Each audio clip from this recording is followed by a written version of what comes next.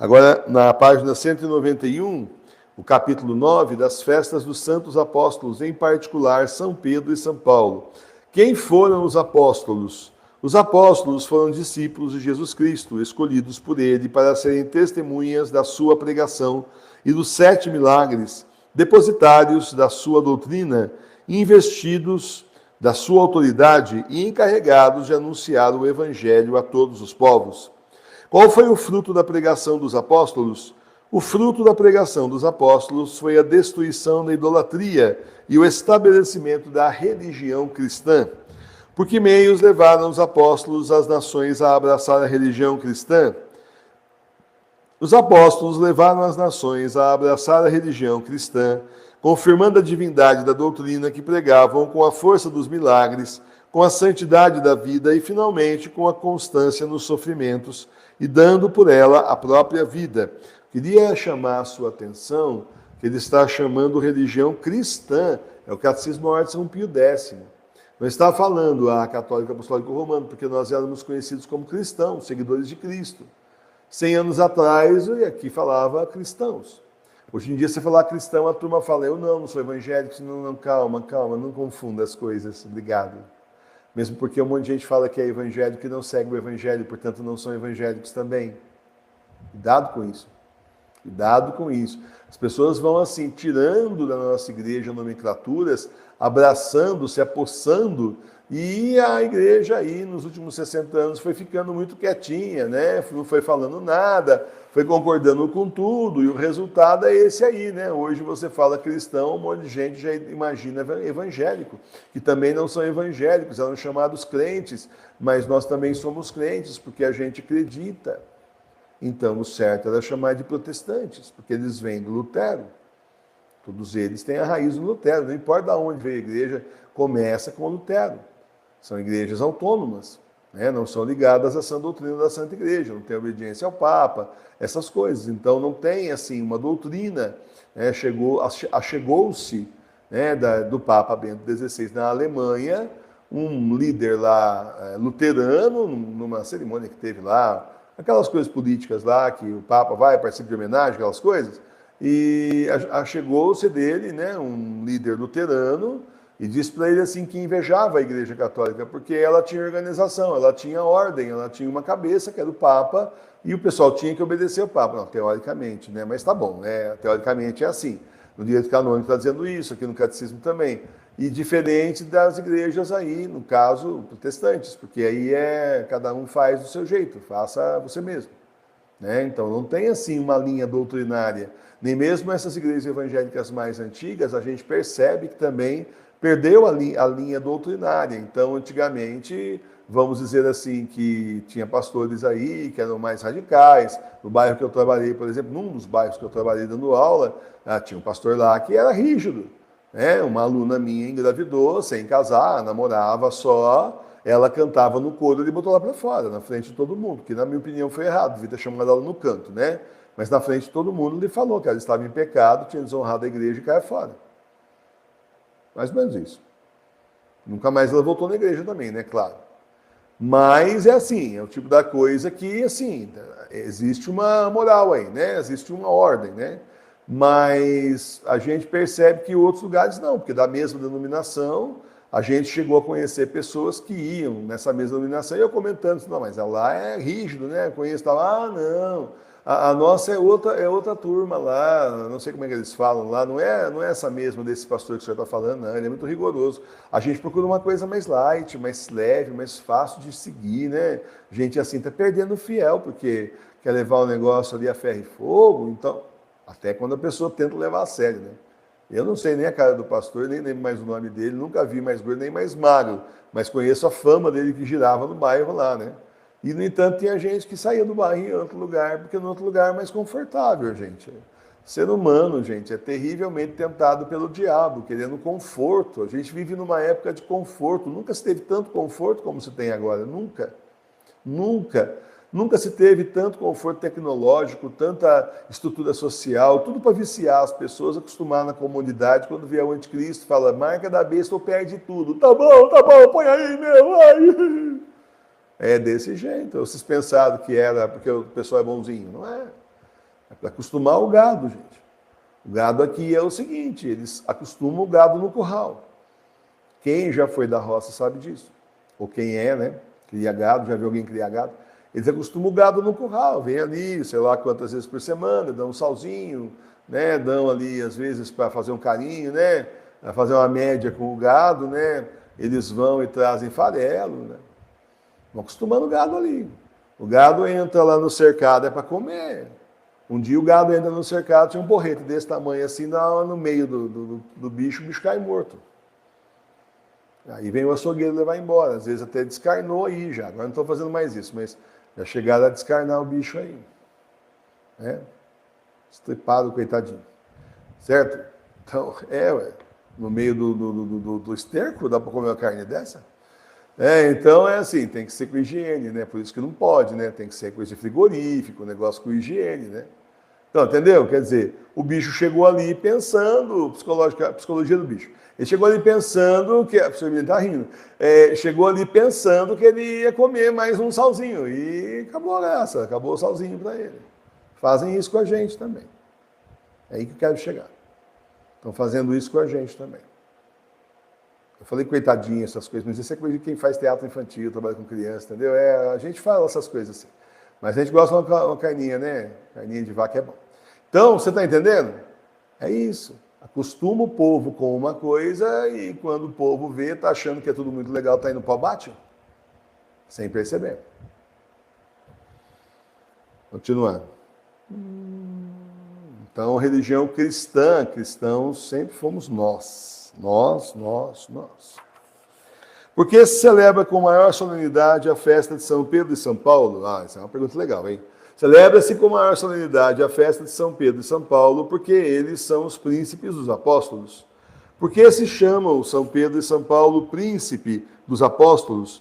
Chamam-se São Pedro e São Paulo príncipe dos apóstolos porque São Pedro foi especialmente escolhido por Jesus para chefe dos apóstolos e de toda a igreja. E São Paulo trabalhou mais que todos os outros na pregação do evangelho e na conversão dos gentios. E sem contar que São Paulo tem aquelas cartas, São Pedro tem 2 cartas, né? E São Paulo tem aquelas cartas deles, são inúmeras, são várias, são numerosas, vamos melhor dizer aqui. São Paulo tem aquelas numerosas cartas dele, onde você estuda a doutrina bonito ali. É uma maravilha, nós já estudamos aqui na Liturgia das Horas no horário das 9h30 da noite. Maravilhoso, né? Então, colocados aí como príncipes dos apóstolos, certo? Onde teve São Pedro a sua sede? São Pedro teve a sua primeira sede em Antioquia, depois transferiu-a para Roma, então capital do Império Romano. Fixou-a ali e ali terminou os longos e penosos trabalhos do seu apostolado, com um glorioso martírio. Que se segue do fato de São Pedro ter fixado sua sede em Roma e aí ter terminado seus dias?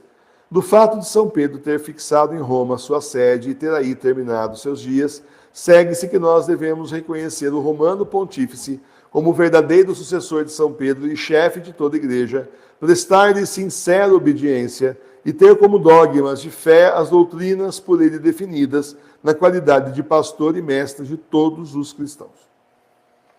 Certíssimo. Porque por isso nós somos católicos apostólicos romanos. Romanos porque ligados a Roma, ligados ao Santo Padre, o Papa Bento XVI, que é o penúltimo pelas profecias, e segundo as profecias, o último é Petrus Romano, só depois dos 3 dias de escuridão.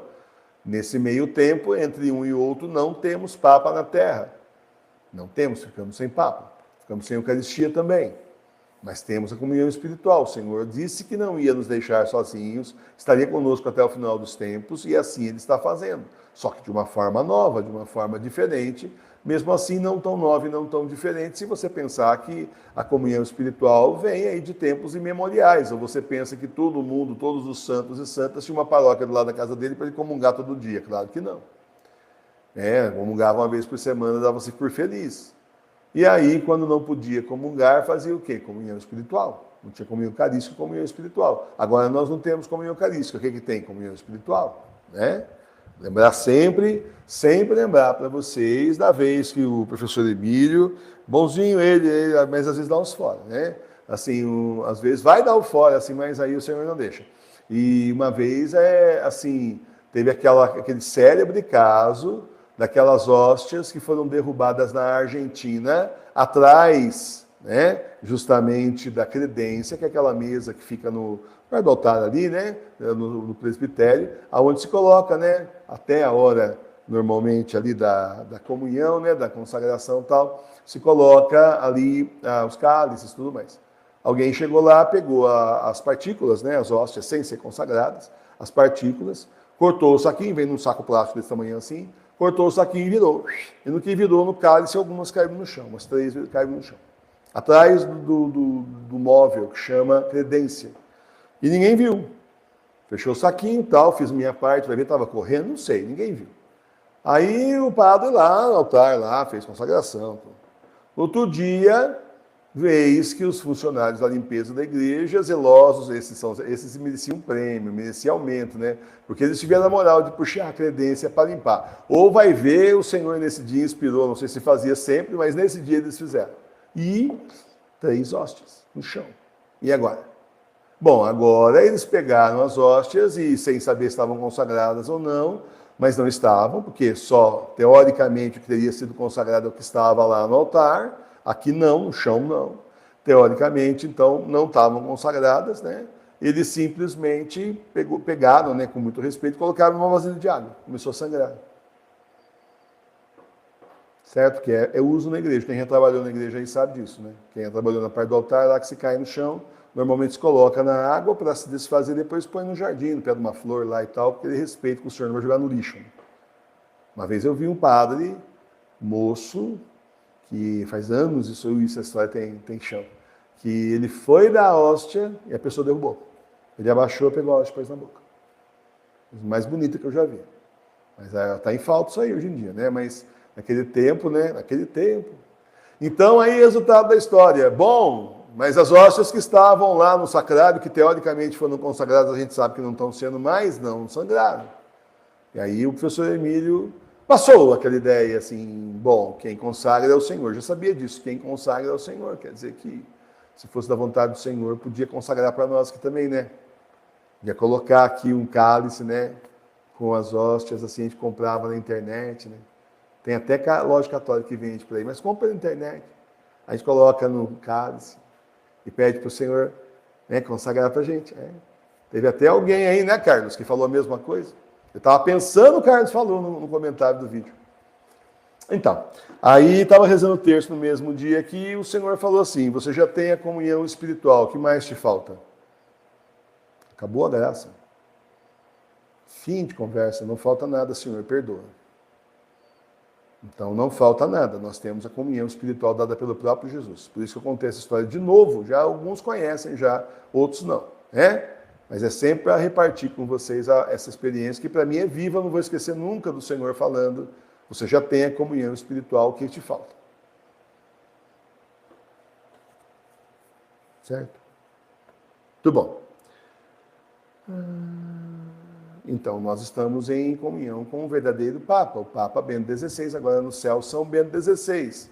Lembra sempre isso. Quando o Papa Bento XVI morreu, ficou o falso Papa. Claro que ele não é Papa. Então, a sede de Pedro foi levada para o céu. Não é que São Bento XVI levou, o Senhor levou. Nosso Senhor Jesus Cristo levou. A sede está no céu. Depois dos 3 dias de escuridão, a sede volta. Não ficou na bagunça do mundo, não. Ela volta nas mãos de São Pedro e São Paulo, que constituirão o último Papa válido da história da humanidade, da história da Igreja, que é Petrus Romanos. Por isso ela vem do céu, porque ela está no céu. Senão, isso é revelação, gente, que o Senhor fez para mim, para nós aqui, no dia da morte do Papa Bento XVI, dia 30 de dezembro de 2022. Certo? E tem toda a lógica do mundo. É só você pegar as profecias e falar, deu 1 a 1, mais 1 deu 2. Quem é que tem dúvida disso? Ninguém. Não tem, porque o Senhor mostrou, né? Porque antes também você não vê essas coisas sozinho, você não vê, tem que o Senhor mostrar. Tudo bom. Quem era São Paulo antes da sua conversão? São Paulo, antes da sua conversão, era um douto fariseu e um perseguidor do nome de Jesus. Como foi chamado São Paulo ao apostolado? São Paulo foi chamado ao apostolado no caminho de Damasco, onde Jesus Cristo glorioso lhe apareceu e de perseguidor da igreja o mudou em ardentíssimo pregador do evangelho. Por que quis Jesus Cristo converter São Paulo com tão grande milagre? Jesus quis converter São Paulo com tão grande milagre para mostrar nele o poder e a eficácia da sua graça, que pode mudar os corações mais endurecidos e para tornar mais digno de fé o testemunho dele. Porque se festejam no mesmo dia os apóstolos São Pedro e São Paulo. Isso daqui já é uma simplificação, isso já é uma atualização, na verdade não é. É São Pedro num dia e São Paulo no outro. Aqui deram uma atualizada, já deram uma juntada aqui e acertada, né? Festeja-se no mesmo dia 29 de junho os apóstolos São Pedro e São Paulo, porque ambos, depois de terem santificado Roma, com sua presença e pregação, ali sofreram o martírio e se tornaram gloriosos protetores dessa cidade. Nós fazemos separado porque a gente segue antes da mudança que teve ali em 62, 63, é o missal, né? Nós temos agora, a gente está usando ainda de 47. Então era separado, é assim que nós estamos fazendo, separado as festas, tá certo? Pela importância dos dois apóstolos, para que a gente possa, então, bem estudar a importância de cada um deles e bem prestar homenagem. Porque termina que todo mundo fala de São Pedro e quase nada de São Paulo. Na verdade é isso, quando junta os dois. Pelo menos na igreja aí o que acontece, sempre a gente via isso. Que devemos aprender com os santos apóstolos? Dos santos apóstolos temos que aprender, primeiro, a regular as ações da vida pelas máximas do Evangelho. Seguir, então, o que o Evangelho manda na nossa vida. Instruir com os santos ele grande constância na doutrina de Jesus aqueles que disso precisam. Então, instruir os ignorantes, aqueles que não sabem, ou pensam que sabem, que é pior ainda, e não sabem. Sabem, mas sabem errado. E terceiro, pedir-lhe que proteja a igreja contra seus inimigos e dê pastores que sejam dignos sucessores dos apóstolos. E tivemos mesmo isso. São Bento XVI, Beato João Paulo II, pessoas dignas mesmo. Aí, justamente, né, de toda a confiança, levaram a igreja para frente. Não fosse eles, e os mergulhos da vida já teriam tomado a igreja, faz tempo. Faz bem tempo mesmo. Então, estamos aí, né, justamente seguindo ainda, unidos ao Santo Padre São Bento XVI, agora no céu, de uma forma nova, como disse Jesus no Apocalipse, eis que faço novas todas as coisas, levando aí a barca de Pedro da forma como podemos, né, deficitariamente como somos deficitários, aí medíocres e miseráveis, mas o Senhor faz de nós obra em cada um de nós e a gente vai levando, o que precisa só não atrapalhar, né? Se abandonar nas mãos do Cristo para que Ele faça a obra dele, tá bom? Bom, foi um pouquinho mais longo do que eu imaginava, né, por causa dos comentários, né, professora? Mas foi produtivo.